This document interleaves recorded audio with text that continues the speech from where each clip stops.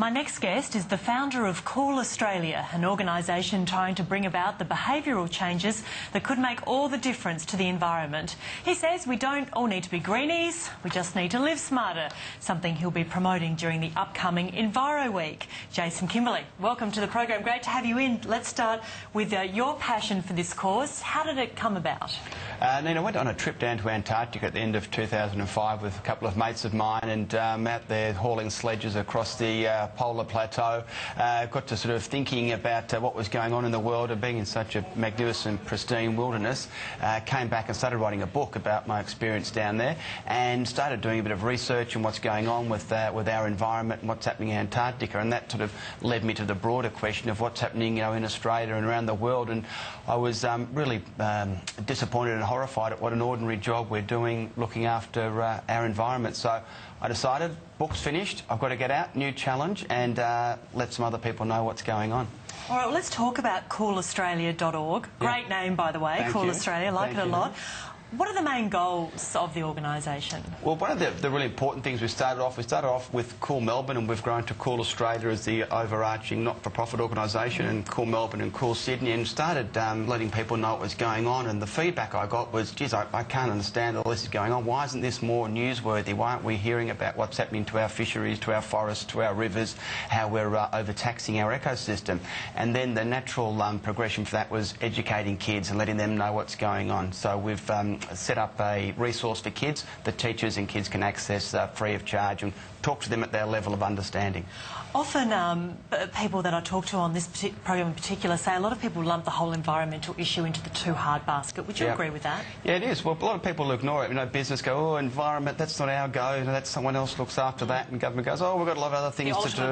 Yeah, you know, it's there. But our environment, I mean, it's our environment, it's not the environment, something to be thought of in the abstract, it's ours, it's our life support system. And unless we have a healthy, sustainable environment, we're going to find ourselves in a bit of strife not too soon. So, given that, do you believe that there's a need to act quickly, and is it the current generation that needs to do that? Yeah, well, I think that we speak to young kids and they all know about, you know, trees and preserving forests and, you know, polar bears. I mean, who's got their agent? What a fantastic PR they get with what's happening with them and their habitat. But, I mean, kids really want to know about what's going on and grasp the information and talk about it and find out more about it. And when you speak to business people and you put it to them, it's, hey, there's a thing called ecological debt. You know, in October 6, 2007, we used all the Earth's natural resources for the year. And last year in 2008, we used up all those resources on the 22nd of September. We're living off interest, you know. We're chewing into the capital. We're not living off the interest. So, like a credit card, you know, it's going to come back and bite us at some stage. And when you put it to a business or a financial person that we are chewing through our resources quicker and quicker each year and not paying it back, they say, that's unsustainable. That can't go on. You'll go broke. But that's exactly what's happening to our natural environment. And because we don't have the proper financial costings around our environment, you know, we pollute it for free, we chop it down for free, we destroy it for free, we overtax it for free. So until we get a cash and a monetary sense around these things, I think we're going to still struggle to get it right, Nina. Jason, let's talk about Enviro Week coming up between October 11 and 17th. We actually have a short clip that we're just going to show our viewers now about this. Okay.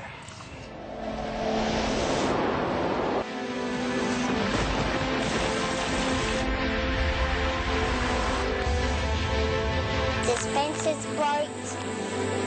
Everything's broke. We've all been stuck in traffic, wondering about the effect of those fumes. Concern about possible impacts on our future climate is constantly grabbing the headline. Our environment is making the news every day.